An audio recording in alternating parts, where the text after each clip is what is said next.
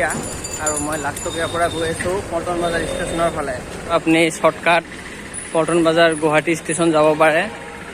আৰু মোৰ ট্ৰেইন আছে 8:10 লাচিত এক্সপ্ৰেছ। মই আপোনাক ষ্টেচনত গৈ পিনে ট্ৰেইনটো দেখাই আছোঁ। এয়া চাওক, এনেকৈ গৈ কিনে মই ৰাইট চাইডে সোমাব লাগিব। আপোনালোকে যদি কেতিয়াবা আহে, এইটো হ'ল আপোনাৰ ফেঞ্চি বজাৰৰ ৰাস্তা আৰু এইপিনে আপোনাৰ গুচি যায় পল্টন বজাৰ। আৰু আপুনি যদি এনেকৈ সোমাই দিয়ে, এয়াই হ'ল শ্বৰ্টকাট গুৱাহাটী ষ্টেচনত যোৱা ৰাস্তা। মই ভালকৈ দেখাই দিছোঁ আপোনাক। এনেকৈ যদি যায় আপুনি ৰেল ট্ৰেকে চাব পাৰিছে, ট্ৰেইন আহিছে ইয়াত। মই আপোনালোকক লগ কৰি আছোঁ গুৱাহাটী ষ্টেচনত। তো মই আহি পালোঁ গুৱাহাটী ষ্টেচনৰ 1 নম্বৰ প্লেটফৰ্ম। এয়া হ'ল 1 নম্বৰ প্লেটফৰ্ম। এতিয়া কোনো গাড়ী লাগি থকা নাই। আমাৰ যোনখন লাচিত এক্সপ্ৰেছ, সেইখন ট্ৰেইন আছে আপোনাৰ 7 নম্বৰ প্লেটফৰ্মত এনাউন্সমেণ্ট কৰি আছে। তো মই 7 নম্বৰ প্লেটফৰ্মত গৈ কিনে আপোনাক দেখাই আছোঁ। আমি যাব লাগিব 7 নম্বৰ প্লেটফৰ্ম, ইয়াৰ ফালে এইটো। তো আহি গৈ আছোঁ 7 নম্বৰ প্লেটফৰ্ম। এনেকৈ চাই থাকিব ভিডিঅ'টো এণ্ডলৈকে।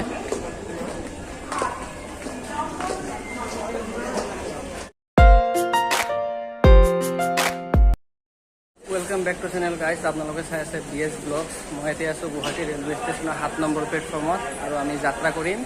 এই আমাৰ ট্ৰেইন লাচিত এক্সপ্ৰেছ। এখন ট্ৰেইন গুৱাহাটীৰ পৰা এৰিব 8:10 আৰু ট্ৰেইন সংখ্যা হ'ল 15613 গুৱাহাটী টু মাৰ্ক 7 লাচিত এক্সপ্ৰেছ।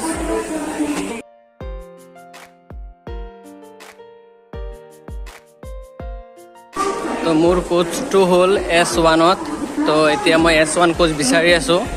এইফালে চাইছোঁ S4, অলপমান আগত যাব লাগিব চাগে। S1ত 11 নম্বৰ হ'ল মোৰ কোচ। তো মই বিচাৰি পাই গ'লোঁ এয়া মোৰ S1 কোচ। এতিয়া বলক আমি ট্ৰেইনৰ ভিতৰত সোমাই কিনে ইণ্টেৰিয়াৰটো দেখাই দিওঁ অলপ।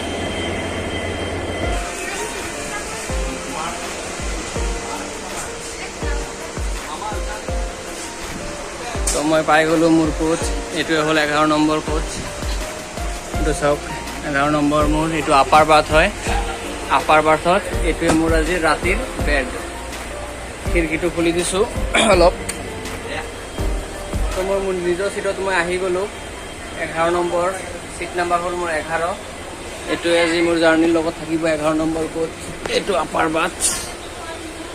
এইটোৱে আজি মোৰ ৰাতিৰ বিচনা। আৰু ট্ৰেইন এৰিব 8:10। এতিয়াও বাকী আছে 15 মিনিট। 8:10 ইয়াৰ পৰা গুৱাহাটী ষ্টেচনৰ পৰা ডিপাৰ্চাৰ হ'ব। আপোনালোকক মই দেখাই আছোঁ ডিপাৰ্চাৰত। তো ফাইনেলি আমি এইটো গুৱাহাটীৰ পৰা ডিপাৰ্চাৰ হ'ল ট্ৰেইন। অলপ লেটত হ'ল, 8:10 সময় আছিলে। এতিয়া বাজে আপোনাৰ 8:18। 10 মিনিট লেটত এয়া গুৱাহাটী ষ্টেচনৰ পৰা ডিপাৰ্চাৰ হ'ল আমাৰ লাচিত এক্সপ্ৰেছ।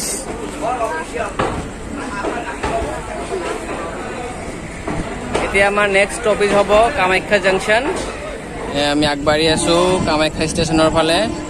চাওক কিমান ধুনীয়া ভিউ এটা আহে ইয়াৰ পৰা।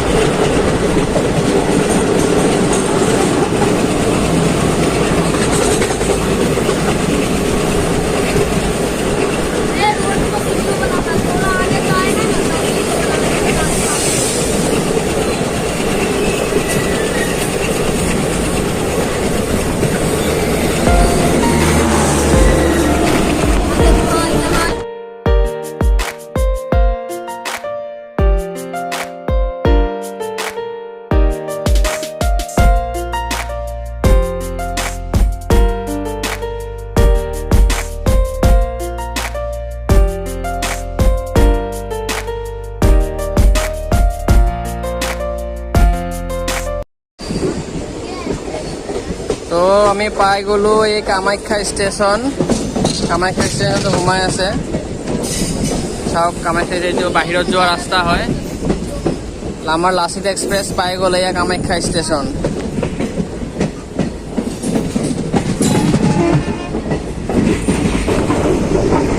আমাৰ ট্ৰেইন সোমাই গ'লে কামাখ্যা জংচন। ইয়াতে মাত্ৰ 2 মিনিটৰ ষ্টপেজ আছে। তাৰ পিছৰ ষ্টপেজ হ'ব আমাৰ ৰঙিয়া জংচন ডাইৰেক্ট।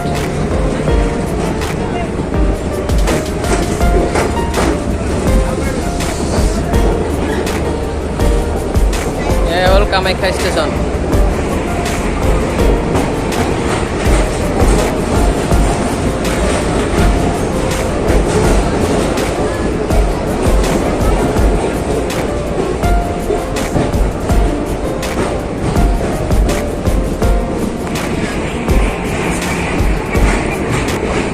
পাই গ'লো এইটো কামাখ্যা ষ্টেচন। আমাৰ ট্ৰেইন ইয়াত 2 মিনিটৰ হ'ল। এয়া হ'ল কামাখ্যা ষ্টেচন আৰু আমাৰ নেক্সট ষ্টপেজ হ'ব ৰঙিয়া জংচন। তো লাচিত এক্সপ্ৰেছ ওলাই গ'ল এয়া কামাখ্যা ষ্টেচনৰ পৰা। 2 মিনিট ৰখিছিলে ইয়াত। এইফালে আপোনাৰ নিউ বঙাইগাঁৱৰ ফালে নতুনকৈ ৰুট বনাই আছে এইফালে। তো আপোনাক লগ পাম মই নেক্সট ৰঙিয়া জংচনত গৈ।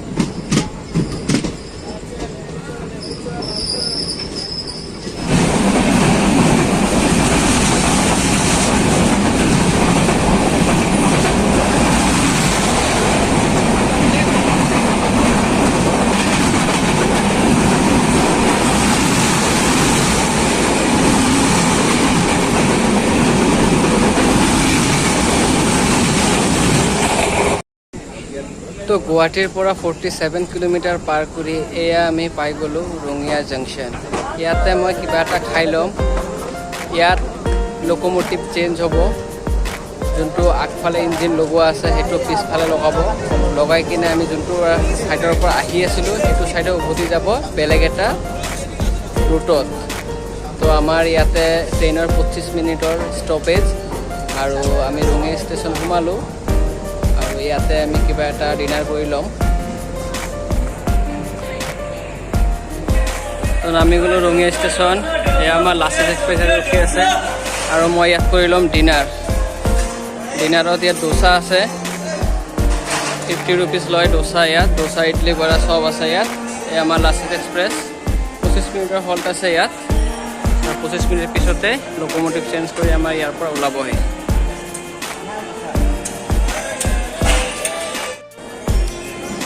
হ'ল ডোচা। তো হৈ গ'ল মোৰ ডিনাৰ, লগত পানী লৈ লৈছোঁ। আৰু ইয়াত ৰঙিয়াৰ পৰা আৰু কিছু সময় পিছত গাড়ীটো এৰি দিব আমাৰ ৰঙিয়া ষ্টেচনৰ পৰা। ৰঙিয়াত ইঞ্জিনটো চেঞ্জ কৰা হয়। আমি যোনটো ফালে আহিছোঁ সেইটো ফালে যাম এতিয়া। আৰু ৰঙিয়া জংচন ষ্টেচন এইকাৰণে কোৱা হয় যে ৰঙিয়াৰ পৰা এটা আপোনাৰ বৰপেটা হৈ কোকৰাঝাৰ হৈ ৱেষ্ট বেংগল যাব পাৰে এটা ৰাস্তা। আৰু এটা কৈছে আমাৰ ৰাংগাপাৰা হৈ নৰ্থ লখিমপুৰ হৈ ধেমাজি হৈ ডিব্ৰুগড়ো যাব পাৰে। আপুনি গুৱাহাটী হৈও যাব পাৰে ডিব্ৰুগড়, কিন্তু এইপিনে যোনটো আমি এতিয়া ৰাস্তাত যাম ধেমাজি হৈও যাব পাৰে ডিব্ৰুগড়। তো আপোনালোকক লগ কৰি আছোঁ ডিপাৰ্চাৰত।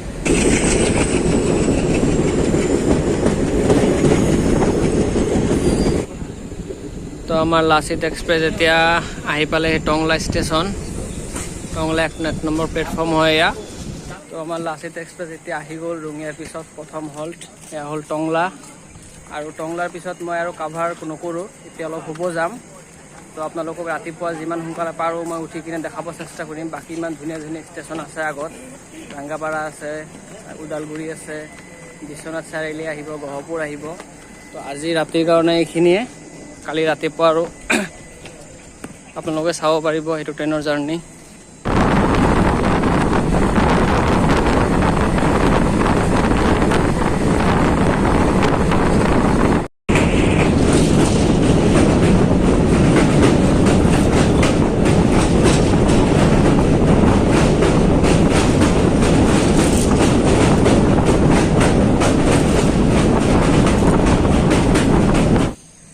একবাৰ গুড মৰ্নিং জানাইছোঁ আপোনালোকক। তো আমাৰ ট্ৰেইন লাচিত এক্সপ্ৰেছ 386 কিলোমিটাৰ পাৰ কৰি আহি পালেহি গোগামুখ। টোপনিৰ পৰা উঠি চাওঁ যে পালে গোগামুখ ষ্টেচন। তো আমাৰ লাচিত এক্সপ্ৰেছ এয়া গোগামুখ ষ্টেচন পাৰ কৰি আছে। বাজে এতিয়া সময় 5:30, পাই গৈছোঁ আমি গোগামুখ ষ্টেচন। আৰু মাত্ৰ এটা ষ্টেচন বাকী, আমাৰ ধেমাজি ষ্টেচনত মই যাম।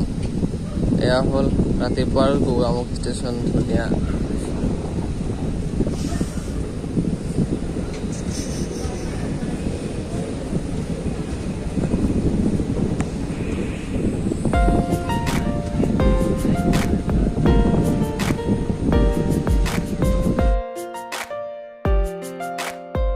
তো আমাৰ ট্ৰেইন এৰি দিলে গোগামুখ ষ্টেচনৰ পৰা। আৰু মাত্ৰ মাজত এখনেই ষ্টেচন আছে, তাৰ নাম হ'ল বৰদলনি। বৰদলনি পোৱাৰ পিছতে আমাৰ এই যাত্ৰাৰ অন্তিমখন ষ্টেচন ধেমাজি পাব।